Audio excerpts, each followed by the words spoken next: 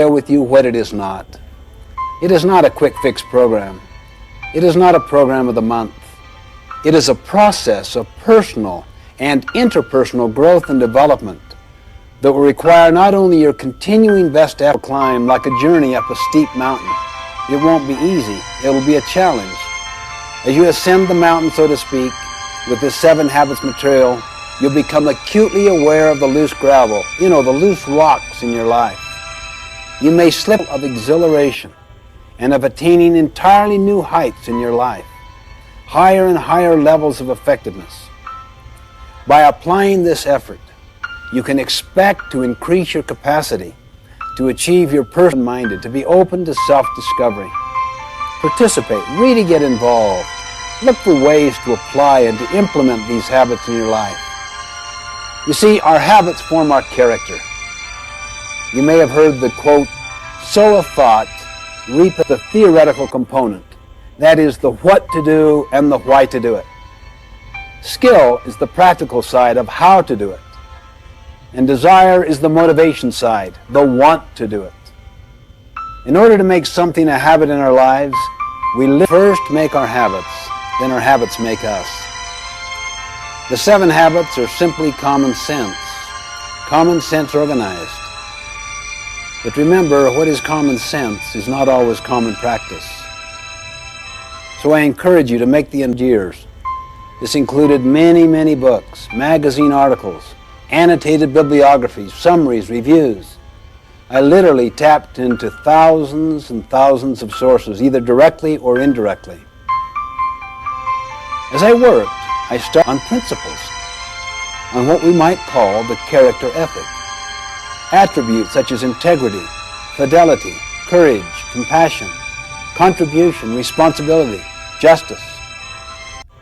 These findings became the basis for writing the 7th ethic, to what we might call the personality ethic, which focused more on techniques than on principles.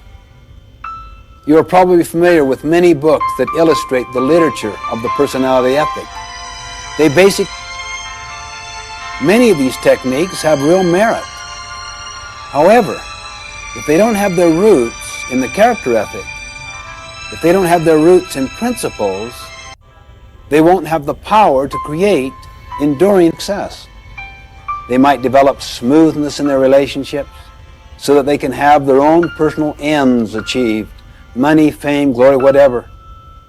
They really couldn't care less about contribution or service, purpose, adding value. In the eye and said, "You really know how you're doing, don't you? A lot better than I do. How are you doing?" And he kind of looked down squeamishly. "Well," when in fact, you kind of know in your heart how you're doing. "Well, how am I doing?" he said. "How are you doing?" Let's focus on what's really happening, not on what's appearing to happen. People often do no work in the foundation, where the great mass is, where the greatest long-term impact is. Too many people give all their energy and focus to the tip of the iceberg, that is, to learning techniques. They will know how to adapt the practices to address specific situations. Let me emphasize that techniques have their place. They're very important. I really mean that. I mean, you want good human relations technique, character ethic. And that's essentially what the 7 Habits is about.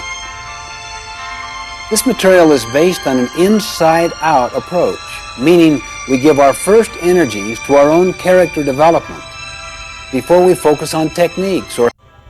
And answered, "Well, talk to me in a week." A week later, the mother asked him again, and he talked to the boy, and the boy agreed. And the mother said, "Why didn't you talk with him last week?" Gandhi smiled and said, "Competency. We could have all of the ability in the world, but if we don't have the basic character to be reliable, to take responsibility, others will soon learn to distrust us. They're fearing that we're just trying to meet our own ends." Competency. We could have all of the ability in the world, but if we don't have the basic character to be reliable, to take responsibility, others will soon learn to distrust us. They're fearing that we're just trying to meet our own ends. In the final analysis, what we are communicates far more eloquently than anything we say or do. I love the quote of Henry David Thoreau: "For every 1,000 hacking at the character and competence, and to restore trustworthiness and trust in our lives, in the lives of our families, our organizations. Trust and trustworthiness really are the basis of personal and interpersonal leadership related. In fact, the relationships and the sequence among the habits are the key to their overall power. To help us visualize the sequential and progressive nature of the 7 habits,